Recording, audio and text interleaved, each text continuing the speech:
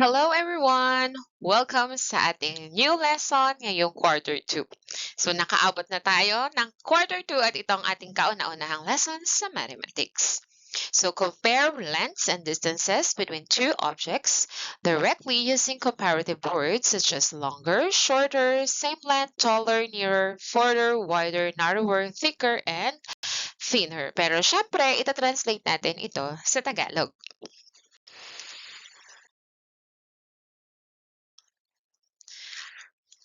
Ngayon, nais kong tingnan ninyo ang dalawang set ng larawan. So ano-ano ang inyong nakikita? Umpisahan natin sa unang set. Ano ito? Tama, ito ay susi. Alam nyo ba kung ano ito? Ito ay isang paperclip. Ito naman. Okay, ito ay isang maliit na pako. At ito naman ay isang pushpin. Pumunta naman tayo sa set B. Ano kaya ito? Tama, ito ay isang ballpen. Ito naman. Isa itong gunting at ito ay lapis at ito ay ruler. Mahusay! Ngayon, nais kong basahin ninyo ito. Short. Kapag sinabi nating short, ang ibig sabihin nito ay maikli. Long. Kapag sinabi nating long, ang ibig sabihin nito ay mahaba.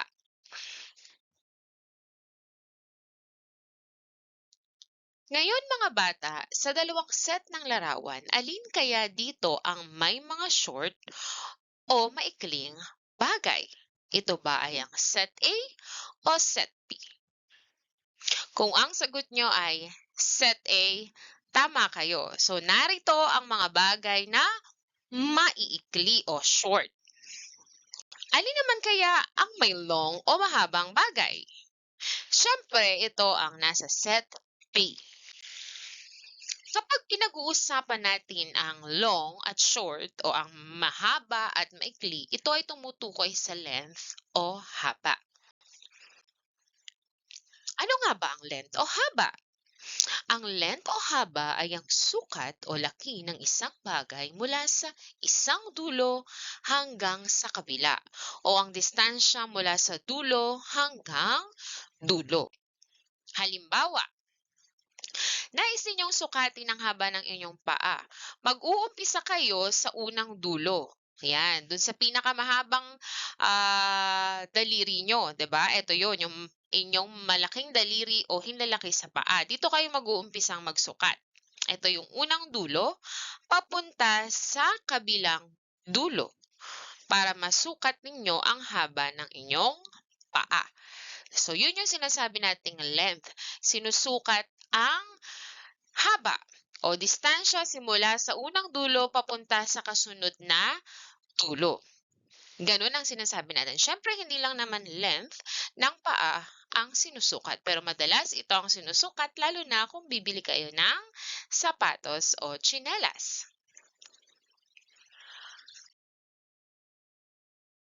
Ngayon, nais kong pagmasdan ninyo ito. So, mayroon tayong ballpen at scissors. Alin kaya dito ang mahaba at maikli? Sige nga, hulaan nyo nga.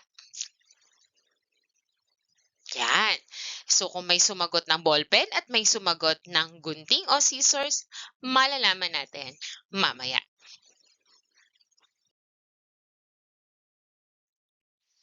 Yan.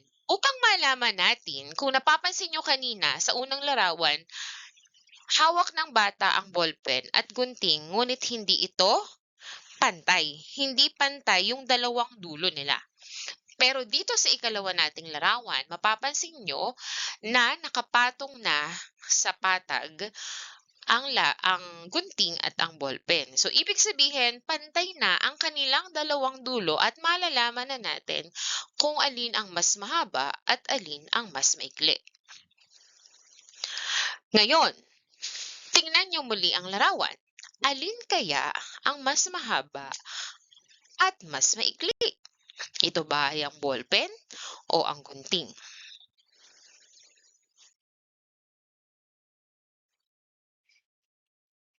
So, ang ballpen, kung mapapansin nyo, ay ang mas maikli. So, ang ballpen ay mas maikli sa gunting. Dahil kung titingnan ninyo, mas mababa ito. Kaya ito ang mas maikli. At dahil ang ballpen ang mas maikli, ang gunting ay mas mahaba sa ballpen. Pero kung meron kayong gunting sa bahay na mas maliit kaysa sa ballpen at pinagkumpara nyo ito, so mas maikli ang gunting na yon kaysa sa ballpen. So depende yon kung ano ang haba ng gunting na inyong gagamitin kasi halos lahat ng ballpen ay magkakasing haba. Pero mayroong mga gunting na maikli, mas maikli, may mahaba at napakahaba. So, maraming iba't ibang sukat ang mga gunting, hindi katulad ng ballpen. So, depende yon sa gunting na inyong gagamitin. So, ang prosesong ito ng pisikal na pagpapantay, 'di ba? Pinantay natin yung ballpen at gunting dun sa mesa, nakapatong sila. So, ang tawag natin doon ay direktang paghahambing o direct comparison. 'Di ba? So, yung mismong ballpen at gunting inilagay natin, inilatag natin dun sa patag na lugar para makita natin mismo kung ano, kung alin ang mas mahaba at mas maikli. Ang tawag doon ay direktang paghahambing o direct comparison. Ulitin nyo nga, direct comparison. Magaling. Ngayon naman, pagkumparahin natin ang sinturon at charger. Alin kaya ang mas maikli o mas mahaba? Hulaan nyo nga. Yan. Kung may nanghula ng sinturon na mas mahaba, titingnan natin yan. At kung may nagsabi naman ang charger ang mas mahaba, titingnan din natin yan mamaya. Dahil ngayon, hindi natin masabi. 'Di ba? Kasi hindi pa natin na ipapantay ang dulo nila. So, para masabi natin ito, kailangan i-stretch natin yung dalawa at pagpantayin natin ang kanilang magkabilang dulo. Gawin na natin. So, magkakaroon tayo dito ng direct comparison, kagaya ng sinabi ko kanina.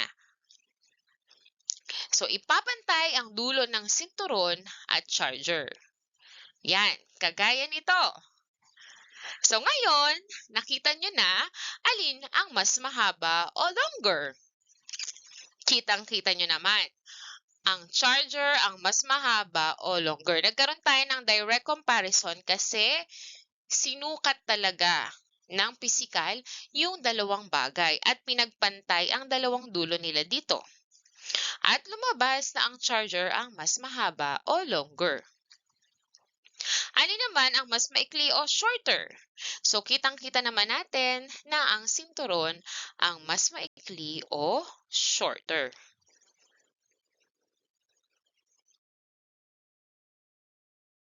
So ngayon, dahil napagkumpara na natin ito kanina, ano kayang tamang salita ang gagamitin natin dito? So, ang sinturon ay blank sa charger. Kung ang sagot nyo ay mas maikli, tama kayo. Basahin nyo ang muli. Magaling. Ngayon naman, ang charger ay blank sa sinturon. Ano ang tamang salita? Tama. Mas mahaba. So, ang charger ay mas mahaba sa sinturon. Basahin nyo ang muli. Magaling.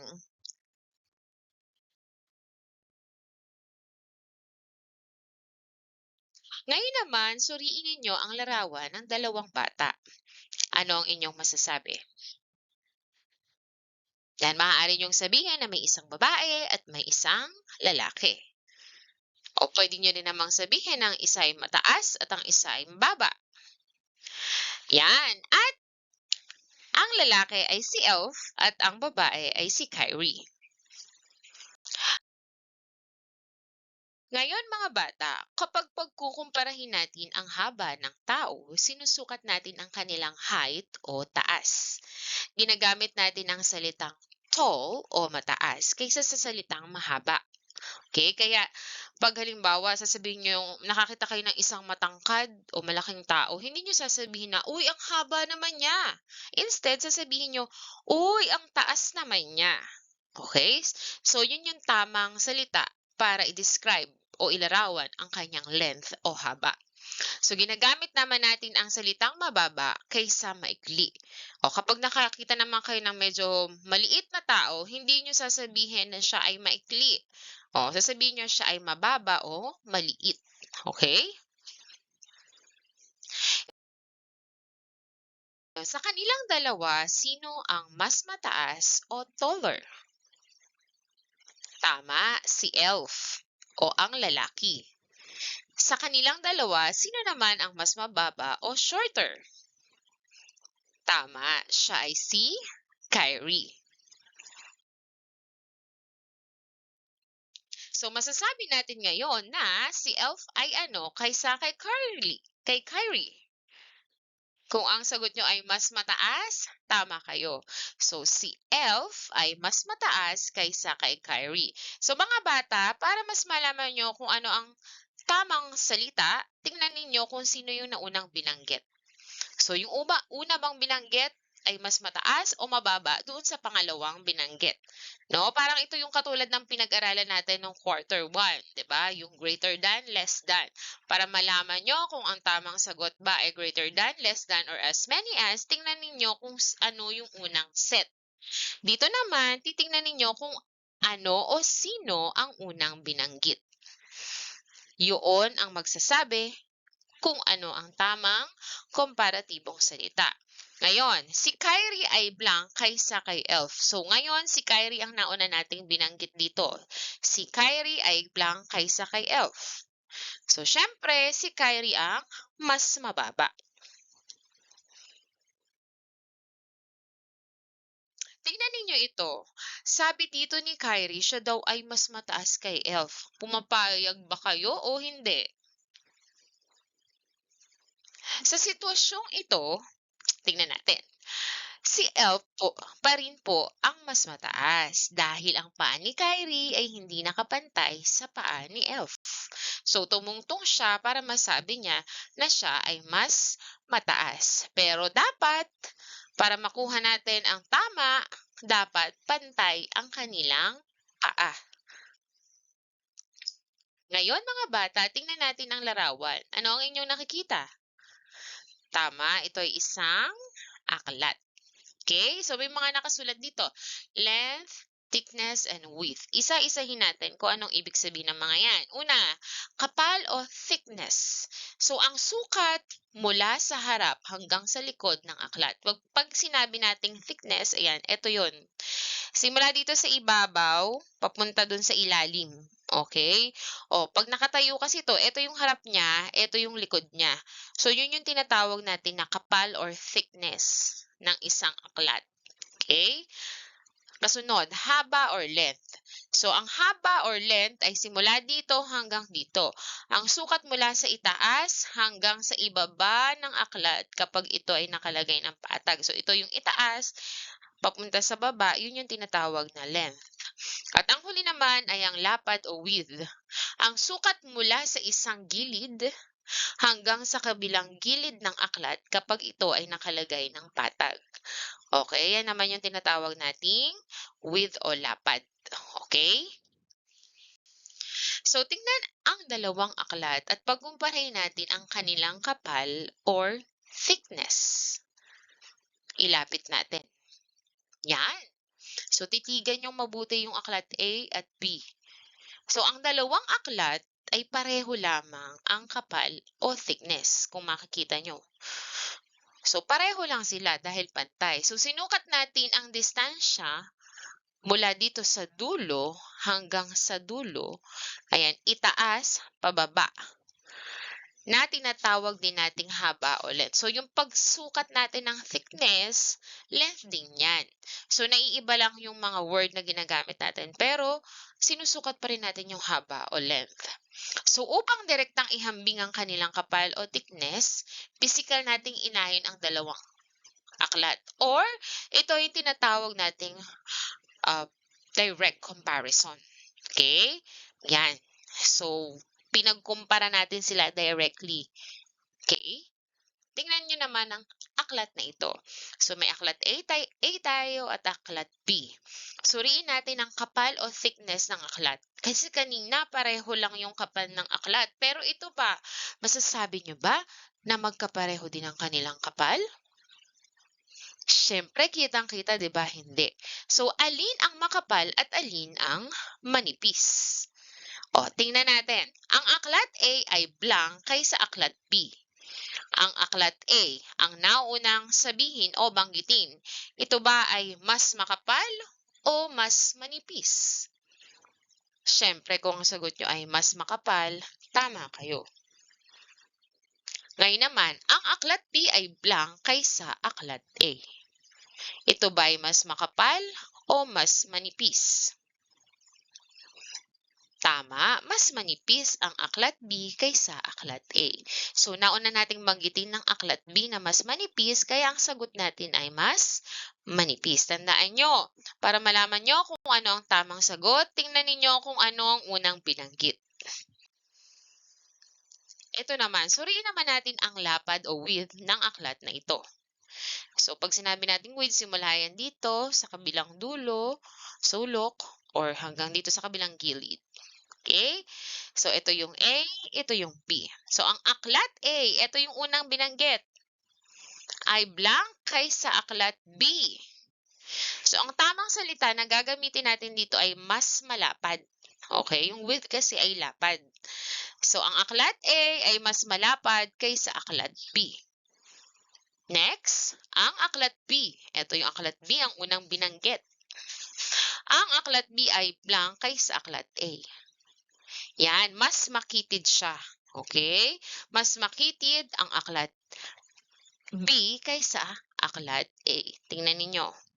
Pero kung pag-uusapan ng kapal nila or thickness, mas makapal ang aklat B at mas manipis ang aklat A. Ito yung thickness simula dito hanggang dito. Okay? So ngayon naman, subukan naman nating alamin ang distansya. Kapag tayo ay nagsusukat ng distansya, inaalam din natin ang length. Susubukang tumalon ni Elf at Kyrie. Sino kaya sa tingin nyo ang mas may malayong mararating? Sige nga, manghula nga ulit kayo. Sino sa inyo ang para kay Elf? At sino naman sa inyo ang nagsasabi na Kyrie? Yan! Para sa nagsabing si Kyrie ang mas may malayong narating, tama kayo. O ngayon, si Kyrie ang mas malayo o mas malapit? Tama, si Kyrie ang mas malayo at si Elf ang mas malapit. So, ang distansya ay ang dami ng espasyo sa pagitan ng dalawang bagay o kung gaano kalayo ang pagitan ng mga bagay. So, simula dito hanggang doon, tinatawag natin yung distansya. At pag tayo nagsusukat ng distansya, sinusukat din natin ng haba or length. At simula naman dito hanggang dito, yun yung distansya o layo ni Elf simula dun sa kanilang starting point o pinag-umpisahan. Ngayon, ano nga ba ang haba or length? Kapag sinabi nating haba, ito ay yung sukat o laki ng isang bagay mula sa isang dulo hanggang sa kabila o ang distansya mula sa isang punto hanggang sa isa pa. Ano ang mga katangian ng mga bagay ang ating inihambing? So, inihambing natin ang haba, taas, lapad, kapal, at distansya ng mga bagay. So, kanina, haba ng sinturon at saka ng charger. Taas ni Elf at Kyrie, lapad ng aklat, kapal ng aklat at ang distansya noong tumalon si Elf at si Kyrie. Ano ang tawag natin sa proseso ng paghahambing ng mga bagay sa pamamagitan ng pisikal na pag-aayon sa kanila? Okay, so ito ay tinatawag natin na direktang paghahambing o direct comparison. So, kailangan makita natin ng aktuwal yung mga ikinukumpara nating mga bagay. Hindi lang dapat natin sila na-imagine. No? Kasi pag gumagamit lang tayo ng imagination, hindi natin sigurado. Kaya dapat nakikita natin mismo yung mga bagay at nasusukat natin sila directly. At yun ang tinatawag nating direct comparison. So, kukuha tayo ng mga bagay sa ating paligid. O bukod dun sa nasa larawan, maaari tayong kumuha ng mga gamit sa ating mga bag at pagkumparahin natin sila. So ngayon, subukan nating sagutin ito. Piliin ang wastong salita upang pagkumparahin ang mga bagay. Yan. So ang papaya ay blank, A, mas mahaba, B, mas maikli, o C, kapareho ng saging. O, tingnan nyo, ang papaya ang unang binanggit. Ito ba ay A, mas mahaba, B, mas maikli, o C, kapareho ng saging? Siyempre, ang papaya ay mas mahaba. Next, yan, ang walis. O, walis ang unang binanggit. So, ang walis ay A, mas mahaba, B, mas maikli, C, kapareho ng payong. Kung ang sagot nyo ay mas mahaba, tama ulit kayo. So, mas mahaba pa rin. Tingnan naman natin ito. Aling kahon ang mas mahaba, A or B? So, syempre kitang-kita mas mahaba ang A. So, kinumpara natin simula dito hanggang dito. Yun yung magkabilang dulo at dulo. Next, aling kahon ang mas makitid? Ito yung kitid niya. Yan. A or B? Siyempre, ang sagot natin ay A. At ang huli, aling kahon ang mas mataas? Ito naman, kapag sinabi nating taas, yan ang ating pinagkukumpara. Okay? So, ang sagot ay letter B. So, sana'y naunawaan nyo ang ating aralin sa araw na ito. Just like and subscribe. Thank you so much.